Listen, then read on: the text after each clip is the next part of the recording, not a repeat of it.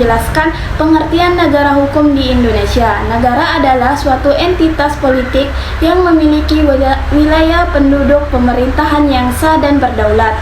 Hukum di sisi lain merupakan seperangkat aturan yang mengatur perilaku masyarakat dan lembaga di dalam negara tersebut. Selanjutnya, ciri-ciri negara di Indonesia. Yang pertama, berdasarkan Pancasila. Negara Indonesia didirikan atas dasar Pancasila yang menjadi ideologi dasar negara. Yang kedua, berdasarkan Undang-Undang Dasar 1945. Konstitusi tertinggi Indonesia adalah Undang-Undang Dasar 1945. Yang ketiga adalah negara hukum.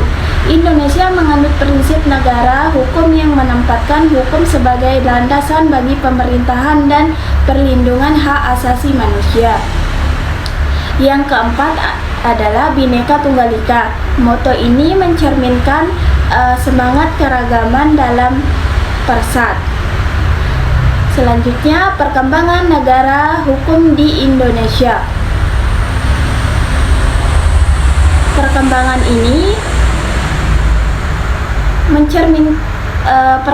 ini mencerminkan dinamika sosial, politik, dan ekonomi yang mempengaruhi evolusi negara dan hukum di Indonesia. Upaya terus dilakukan untuk memperbaiki tata kelola hukum dan mencapai tujuan pembangunan yang berkelanjutan.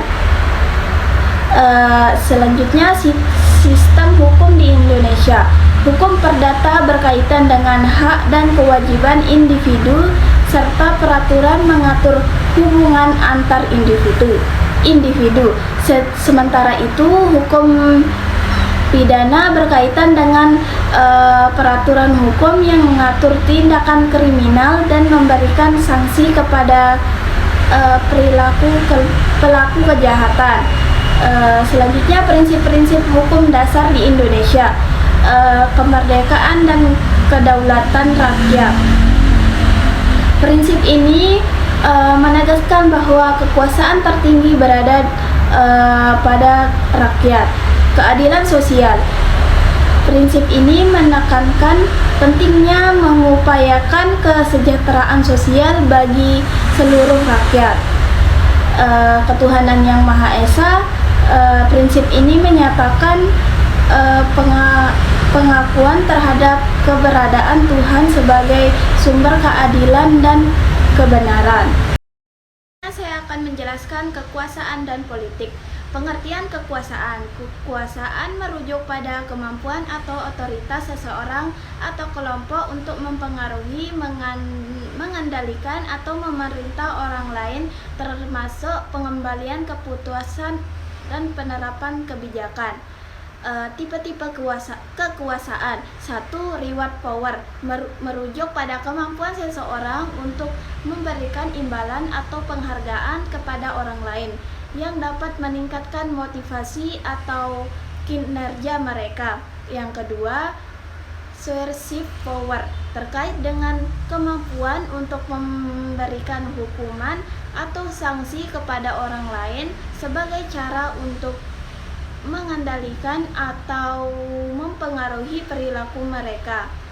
Yang ketiga yaitu referent power, muncul dari daya tarik personal dan hubungan yang baik antara pemimpin dan pengikut. Yang keempat yaitu expert power, berkaitan dengan pengetahuan, keahlian, atau kekompetenan seseorang dalam suatu bidang tertentu. Yang kelima yaitu legitimate power, berasal dari posisi atau jabatan formal seseorang dalam suatu organisasi. Ini mencakup kewenangan dan diakui secara resmi. Selanjutnya, dasar-dasar kekuasaan. Yang pertama yaitu kekuasaan formal, yang kedua kekuasaan paksaan, yang ketiga kekuasaan imbalan, yang keempat kekuasaan legitimasi, yang kelima kekuasaan pribadi, yang keenam kekuasaan taktik. Selanjutnya, unsur kekuasaan.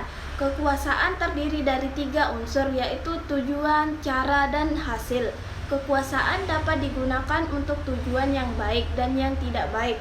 Tujuan dari penggunaan kekuasaan biasanya akan mempengaruhi cara dipilih oleh individu atau kelompok yang memiliki kekuasaan.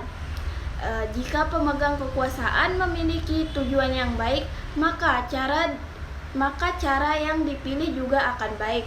Dan sebaliknya, jika pemegang kekuasaan menghendaki tujuan yang tidak baik, maka cara yang digunakan juga tidak baik. Selanjutnya, saya akan menjelaskan globalisasi dan kerjasama antar bangsa. Pengertian globalisasi.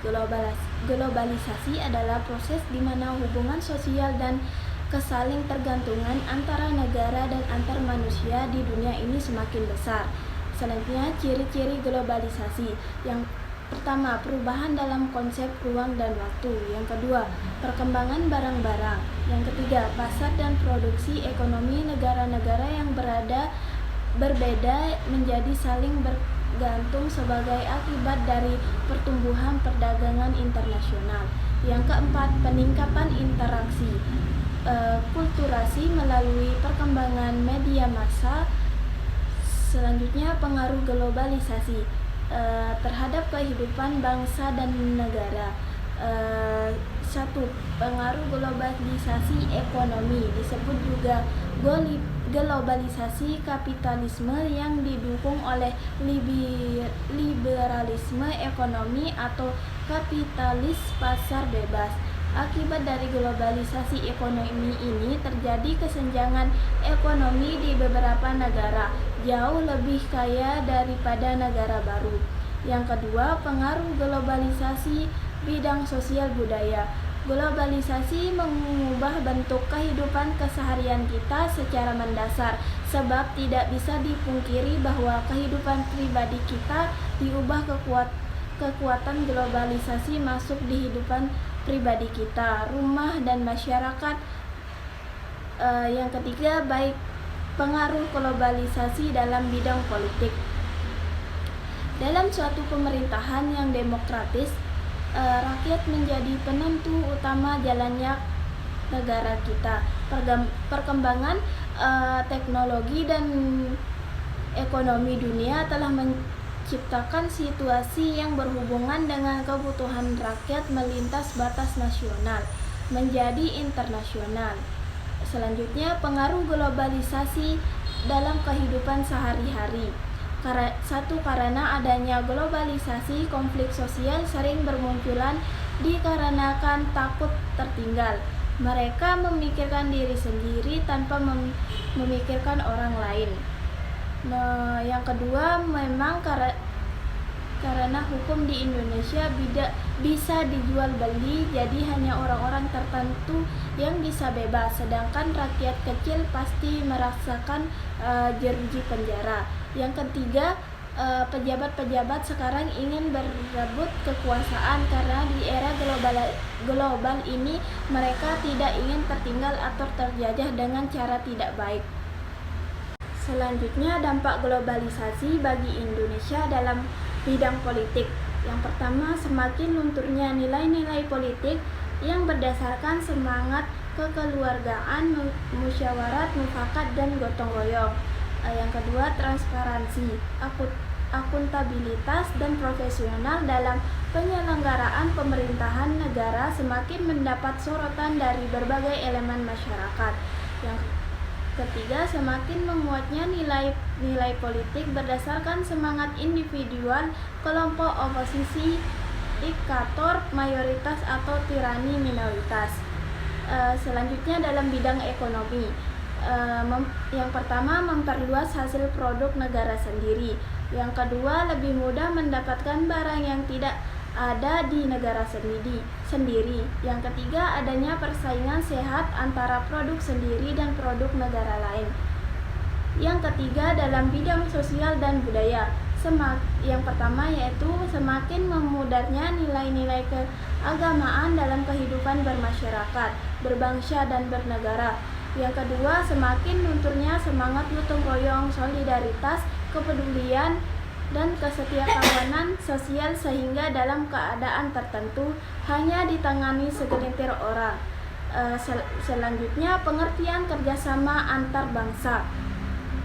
Kerjasama antar bangsa merujuk pada upaya kolaboratif antar negara-negara dalam berbagai bidang seperti politik, ekonomi, budaya, atau lingkungan, dengan tujuan mencapai kepentingan bersama, perdamaian, dan kemajuan global. Selanjutnya, bentuk kerjasama antar bangsa. Kerjasama antar bangsa mencakup berbagai bentuk seperti satu, perdagangan internasional. Negara-negara bekerja sama dalam pertukaran barang dan jasa untuk saling mendukung pertumbuhan ekonomi. Yang kedua, aliansi militer. Negara-negara membentuk aliansi untuk saling membantu dan melindungi satu sama lain seperti NATO. Yang ketiga, kemitraan diplomatik. Negara-negara menjalin hubungan diplomatik untuk mempromosikan dialog, memahami perbedaan, dan mencari solusi bersama.